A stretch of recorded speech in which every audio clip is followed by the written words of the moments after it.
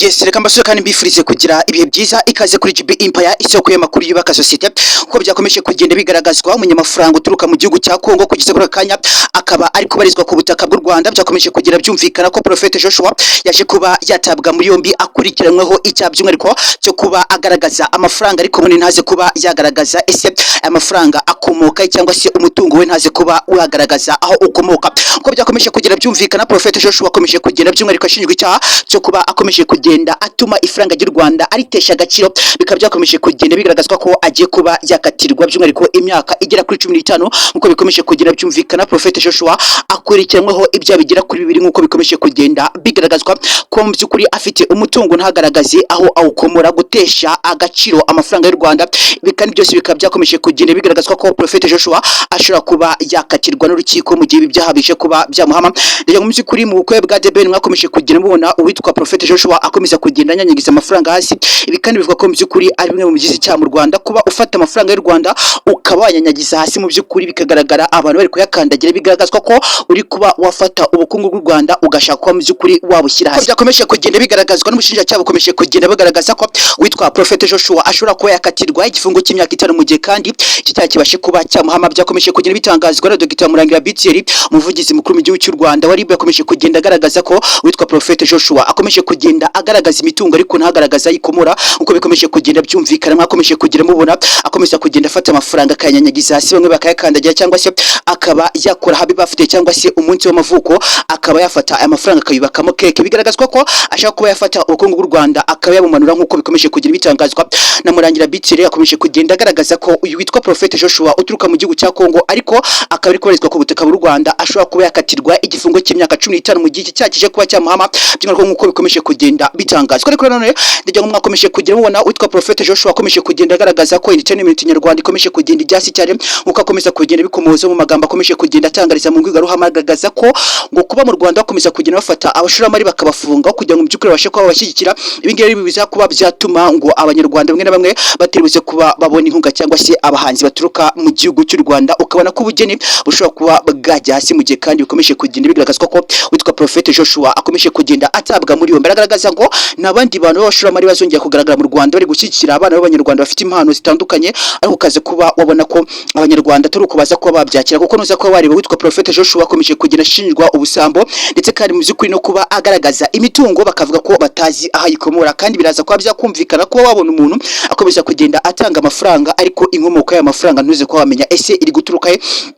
Kandi mu Rwanda bakomeza kugenda bagaragaza ko hari abantu bakomeza kugenda baburira irengero. Baribaza ese witwa Prophet Joshua yaba ari umwe mu bantu bakomeza kugenda bafata abantu mu Rwanda bakabashura muri Kongo bakabakuramo amafaranga, bikabigaragazwa ko ari mpamvu akomeza kugenda yibanda mu Rwanda. Ibi byose rero bikaba byakomeje kugenda bitangazwa na Dr. Murangira Bitieri, akomeza kugenda agaragaza ko uyu witwa Prophet Joshua ashobora kuba afite ibindi bya nkuko bikomeje kugenda bitangazwa nkuko none mu by'ukuri benshi bakomeza kugenda bibaza ese ko uyu munyamafaranga Prophet Joshua uturuka mu gihugu cya Kongo ariko akaba ari kubarizwa ku butaka bw'u Rwanda akomeza kugenda yibanda muri entertainment nyarwanda. Ndagira ngo mwakomeje kugenda mubibona muretse ko mwabona igitaramo giherutse kwa mu by'ukuri cyabera muri Big Arena cyakozwe n'umuhanzi The Ben. Ndagira ngo mu by'ukuri abari bari muri Kigali mwakomeje kugenda mubona witwa Prophet Joshua yakomeza kugenda afata amafaranga kanyanyagiza. Hari abanyamakuru batandukanye bakomeje kugenda bafata sample cyangwa se amavideo bagaragaza ko Prophet Joshua ashobora kuba yatabwa muri yombi ariko we akomeza kugenda anegisha cyangwa se abikinisha.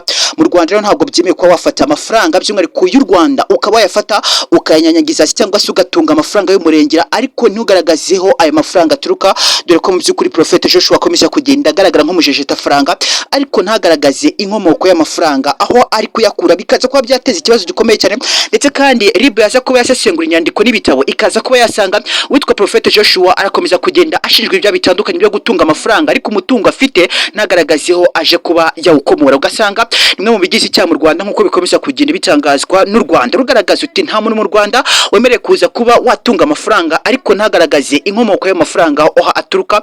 Ukaza kuba wasanga mu by'ukuri ari byo Prophet Joshua akomeje kugenda agaragaza. Ndajya ngo muri Kigali mwakomeje kugira mubona muri Big Arena, hani Remera, muri Gasabo mwabonye uwitwa Prophet Joshua muri Big Arena muri inyubako iberamo imyidagaduro. Witwa Prophet Joshua akomeje kugenda agaragara anyanyagiza amafaranga ku muhanzi The Ben, ariko mu by'ukuri benshi baravuga uti Prophet Joshua ibintu ari gukora n'amakosa akomeye cyane. Bamwe banamugira inama ariko arabinegirije. Ndagira ngo murabizi nyine no mu bantu basha kuba mu by'ukuri bashaka icyubahiro cyane ndetse n'abanyarwanda bamwe nabo bakomeza kugenda batanga ibitekerezo bagaragaza Prophet Joshua iby'ukura ni amakosa akomeye cyane mu Rwanda, ntabwo byemewe gufata amafaranga y'u Rwanda ukaba yakandagira cyangwa se ukayanyanyagiza mu mihanda abantu bakaba bayakandagira. Ngaho gukorera mu by'ukuri witwa Prophet Joshua Imagiragire nk'uko byakomeje kugira bitangazwa, ndagira ngo bagenzi banjye bakomeje kugenda bikomozaho, bakomeza kugenda bagaragaza amashusho ndetse n'amavideo akomeza kugenda agaragaza kwitwa Prophet Joshua agiye ko yatabwa muri yombi, ariko ndagira ngo mu by'ukuri Prophet Joshua yaje kuba yakanga kurira pandagare cyangwa se iyi modoka ibasha kuba yajyanwamo abanyabyaha.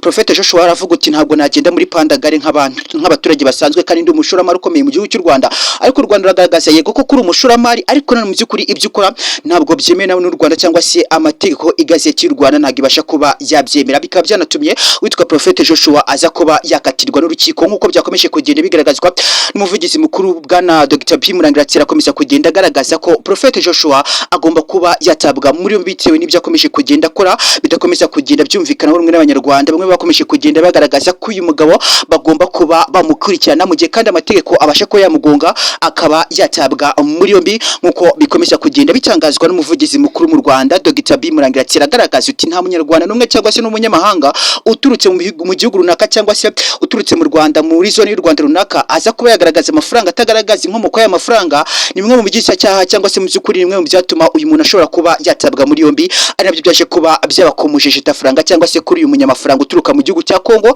ariko wari umaze iminsi ari ku butaka bw'u Rwanda. Prophet Joshua kuri uyu munsi amakuru aza kuba yatangazwa n'ibinyamakuru bitandukanye nakomeje kugenda bona Inyarwanda uko byakomeje kugenda bitangazwa n'ikinyamakuru igihe bakomeje kugenda bandika inyandiko z'inkuru zigaragaza ko Prophet Joshua agiye kuba yatabwa muri yombi. Nk'uko rero mu by'ukuri ibya Prophet Joshua akurikiranwe nk'uko bikomeje kugenda bisoma, ndabona witwa Prophet Joshua akurikiranweho icyaha cyo kuba afite umutungo atagaragaza awukomora, kuba mu by'ukuri ashaka kuba yatesha ubukungu bw'u Rwanda agaciro. Bikaba byumvikana ko Prophet Joshua ibi bya mu by'ukuri birakomeye cyane, aga mu by'ukuri baraza kuba bakibaza ese Prophet Joshua yaba ari maneko yaje kuba yanika u Rwanda. Ibi biraza kuba byatuma witwa Prophet Joshua ari buze kuba yakatirwa n'imyaka myinshi bitewe n'uko nyine bikomeza kugenda byumvikana ko uyu munyamafaranga uturuka mu gihugu cya Kongo yaje mu Rwanda ariko naze kuba yagaragaza SSOS cyangwa se iyi nkomoko y'amafaranga akomeje kugenda agaragaza mu Rwanda, akomeje kugenda yanyigiza muri Big Arena, ndetse ndagira ngo niremera mwakomeje kugenda bibona ibyakomeje kugenda bihabera abari bitabiriye uyu muhango, mwakomeje kugenda mubona uko byari byifashe. Ndagira ngo